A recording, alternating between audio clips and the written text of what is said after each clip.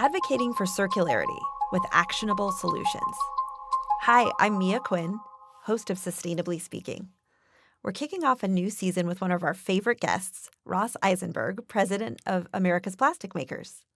Ross is a seasoned leader. He's a strategic thinker, but he's also a doer, and he advocates to maximize plastic's value and minimize waste, all while bringing people together to advance sustainability and for a circular economy, or full-circle plastics manufacturing. Ross, welcome back to the show. Thanks for having me. It's great to be here. Well, it's been a year since we last spoke on the podcast, and today I thought we could look backward and forward. Can you tell us one challenge and one success from this past year? Sure. So I would say our biggest challenge has been the debate around what was essentially a producer responsibility bill in New York. So just a little bit about what producer responsibility is. So extended producer responsibility is essentially this concept where essentially the industry pays to take back the products that they manufacture. And when you say the industry, do you mean like the plastics industry or like the soda industry? So or the point water? of regulation is typically who sells it, right? So it would be the soda industry, essentially, in that case, or the packaging industry. They would be the ones paying for it. Usually the brand on the label is the one that would be the point of regulation. But those costs are spread out, and we're an industry that knows that we'd be part of it, and there would be a financial piece of that for us. But what winds up happening is the money is put back into the system, right? And that money is used to rebuild the system. And so we really have been preoccupied for a number of years on, okay, how do we get money into the system to actually modernize the infrastructure that needs to be modernized, whether it's better curbside recycling and getting those bins out there and making sure they go to the right places and getting them sorted, or actually the recycling itself. So producer responsibility, we've concluded, is the best way to do it. It works. There's a number of places around the world that have producer responsibility in place. European countries, Japan, Canada, and their recycling rates for plastic are dramatically higher than the United States. So it works. So New York has been a place where they've been kicking around a bill for a number of years on this.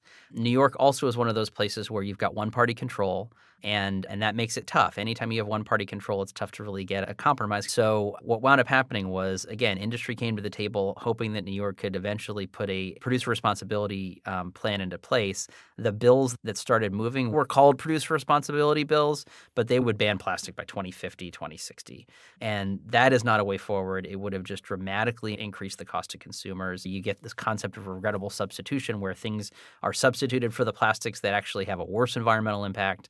Nobody wins. And so we had to work pretty hard to educate the public and educate members of the New York State House that this was not a good plan, and ultimately we were successful. But that stinks. We feel like there was a deal that was to be had. So we're trying again in 2025, but that was a real challenge in 2024, was essentially providing that education in the face of, I think, some really overly aggressive bills that wouldn't have had a great impact. All right, let's talk about successes. Sure. So for years, we've been trying to get Congress to work in a bipartisan manner on plastic and recycling. And for the first time in as long as I can remember, a Democrat and a Republican introduced a comprehensive plastic recycling bill. Larry Buschon, the retiring member of Congress, Republican member of Congress from Indiana, and Don Davis, the Democratic member of Congress from North Carolina, introduced a bill that reflects a lot of the ideas that we put out there 2-3 years ago. And we were encouraged that this was something that a bipartisan duo actually wanted to do. And they took some of these ideas, they turned it into their bill, they introduced it, and we hope that's a real springboard for action in the future to deal with our recycling infrastructure and the needs that we have to modernize that. So that was a huge success. I mean, a really, really big win.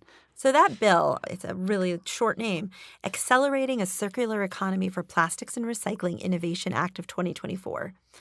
What does it do? What would it do? It does 4 things. The Buschon-Davis Bill, as we call it, because the name's real long, does 4 meaningful things. One, it sets a national recycling policy. So it actually gives EPA the power to set a recycling policy, which we need to help standardize some of the things. That there's 7,000 different municipalities doing 7,000 different things on recycling. I live in Arlington. They don't take glass, right? In Falls Church, they do other things. So it's different wherever you go because of the different needs and circumstances of each municipality. This would set a national recycling policy. It would set a 30% recycled content mandate by 2030. So understand this is industry asking to be regulated, which is, in my view, a pretty big deal. We're saying, hey, regulate us and hold us accountable for this. Our view is that the more there's a market signal to put recycled content into products, the more we're going to do it. The Buschon-Davis Bill would require comparative greenhouse gas analysis at all materials. It empowers the National Academy of Sciences on a rolling basis to determine, okay, here's the environmental impact of using plastic for this. Here's the environmental impact of using aluminum for this and glass for this and steel for this, so that when you're making decisions, you can make them with the best information. And I think, frankly, a lot of the times plastic is the sustainable solution because you can do more with less. But at least knowing those things will help consumers and commercial marketers and sort of everybody else make the right decisions. And it would set a path forward for advanced recycling, chemical recycling, to be regulated as manufacturing, which 25 states already do. The federal government really has been unclear about how to regulate this technology. And it would essentially say, okay, regulate as manufacturing, regulate it just like all other types of manufacturing, and apply essentially the same kind of strict regulations that you have on manufacturing to this technology. That's what that bill does. We think, frankly, the 30 by 30 mandate is, it's a lot to be asking for as industry, but it's aggressive, and we think it's the right signal for doing what needs to be done here, which is we need to do big things. That's a big success. We have a new administration this year. So what are our priorities with a new administration?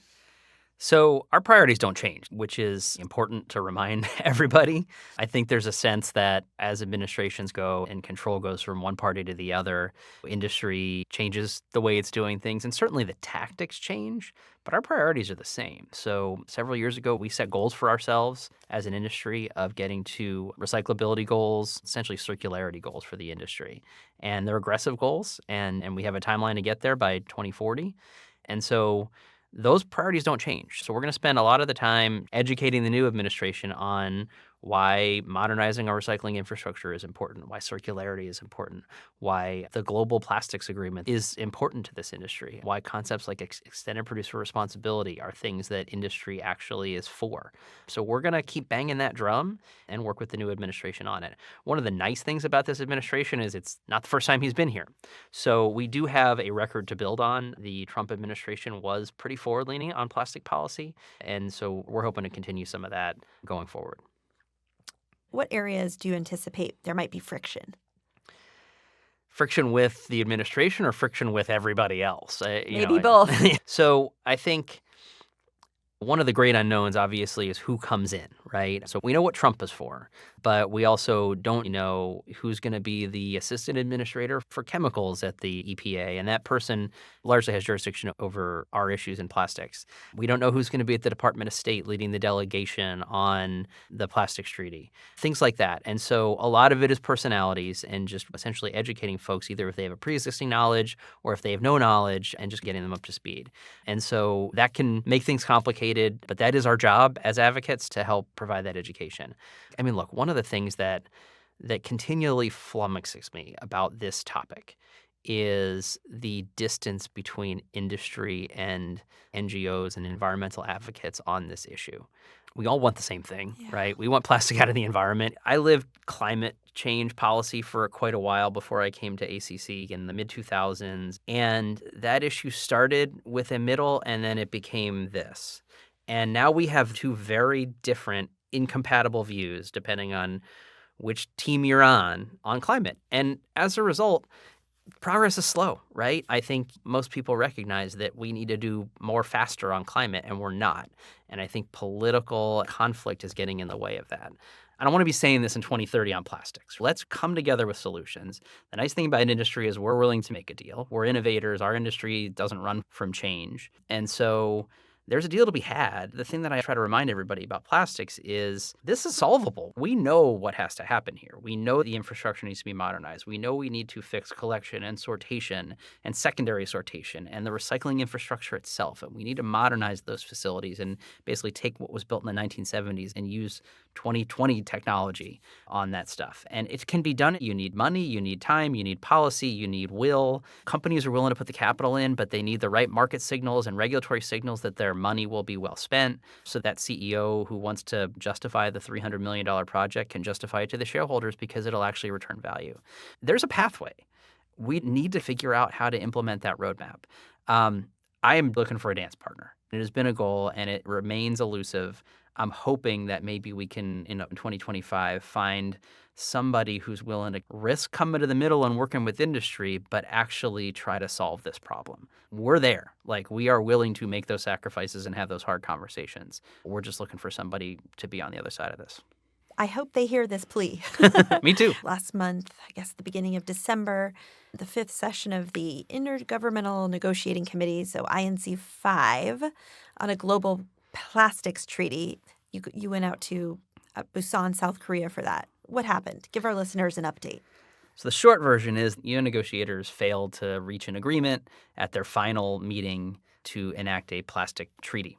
They did not get there. In 2022, the UN Environment Assembly essentially assigned this INC group. Over the next 2 years, you have 5 meetings and whatever you need in between. And by the end of it, we want to see a plastic treaty, a legally enforceable binding agreement on plastic pollution and how to control plastic pollution. That was the assignment. They didn't get there. Quite frankly, it was a pretty aggressive schedule to begin with. The Stockholm Treaty took like 7 years. Basel took a couple. So you can get there in 2 years, but you really got to work it. And by the time we were headed into this 5th one, they just hadn't made enough progress to really tie it all up in what was essentially a week of negotiations. That became really evident 3-4 days in when they had not made much progress, and we were more than halfway through. Thanksgiving Day, they were sitting there literally wordsmithing the definition of plastic for a treaty about plastic. And so if you can't finish that, right, like it was, so that was pretty symbolic of kind of the problem there. And look, you got 178 countries, which are with very different views on everything. And essentially the UN process is that those 178 countries, they have to work in consensus, and you're essentially editing a document word by word. So it takes forever. It frankly makes our political system look efficient, which is really saying something. They gave themselves more time. We're going to have another one of these meetings at some point in 2025 to try to tie this up. So the headline was they didn't agree. The real story is they actually agreed on a lot. And so I think this thing is within reach. The working treaty document itself, it has 32 articles in it. They converged on 28 of them, right? And important things like waste management, and I didn't get to that definition of plastic, but waste management and a just transition for communities that needed it, and producer responsibility, and existing pollution, and how do you deal with leakages into the environment, and stuff like that. So hard topics, they got there. And even though they're not done with those, they seem relatively well cooked.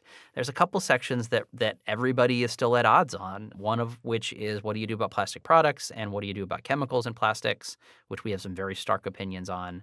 One was a provision over supply side measures, essentially production caps. And the last one, which is always the hardest in any environmental agreement, is financing, right? Who's going to pay for it? The rich countries versus the poor countries, developing versus developed. Those are things we don't really get involved in, but they wind up being really difficult. So that's what they're stuck on. It's going to take a lot to overcome that. But again, 28 to 32 are done.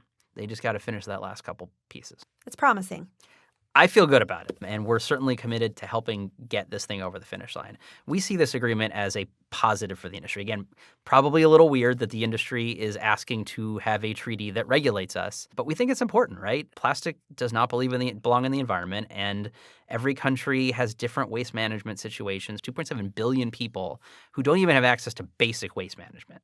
So while we have one set of problems here in the U.S., which is an outdated infrastructure for recycling and the fact that you put stuff in the bin and you don't know where it goes, there's countries that don't even have bins, right? I mean, like they need basic sort of trash and landfilling and recycling and things like that. It's not going to be easy, but it's really important that we get this done. Plastic doesn't belong in the environment, and frankly, we see a strong agreement providing the kind of market signals for the policies that we want to see that will ultimately help. Things like producer responsibility, recycled content standards, all the things we're asking for domestically. An agreement that actually sets the tone and says, hey, countries, these are good ideas, gives me the ability to then go to Congress, go to states and say, hey, the UN says that this is a great idea. We think it's a great idea. Let's get the job done. What excites you about the future? I think that this is a solvable challenge.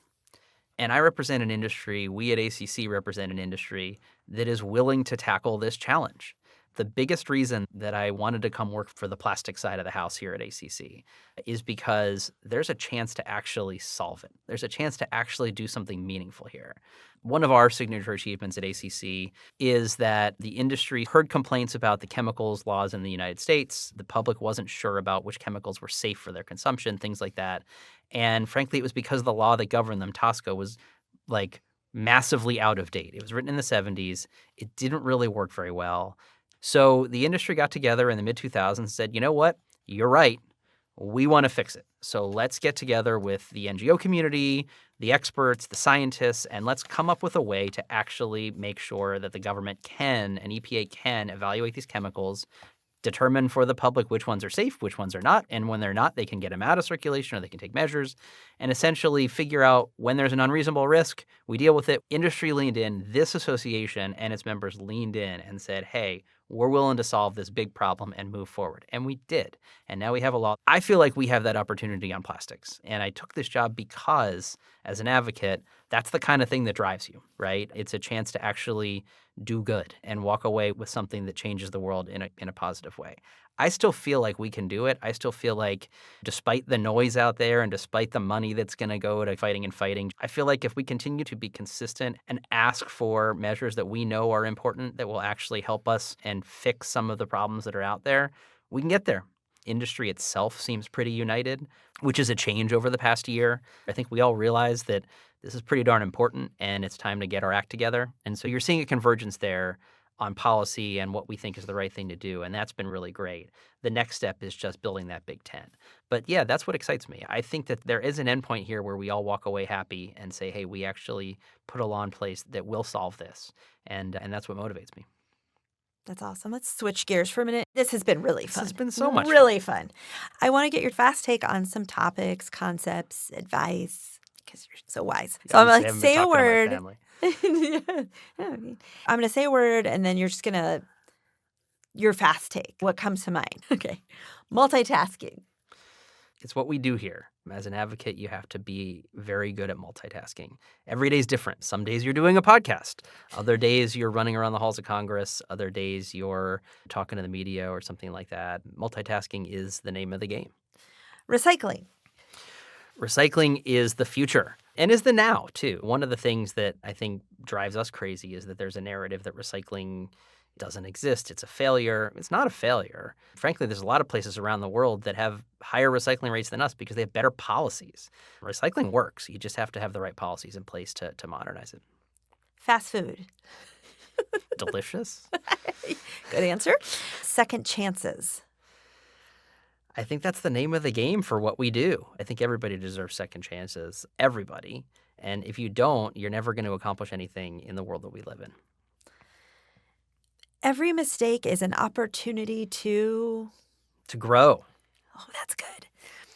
Every day you should brush your teeth. Twice. Which, as a parent, you would be surprised at how often I have to remind my kids every of that night. One. Yeah. Ross, this was so great. Thanks for being here today.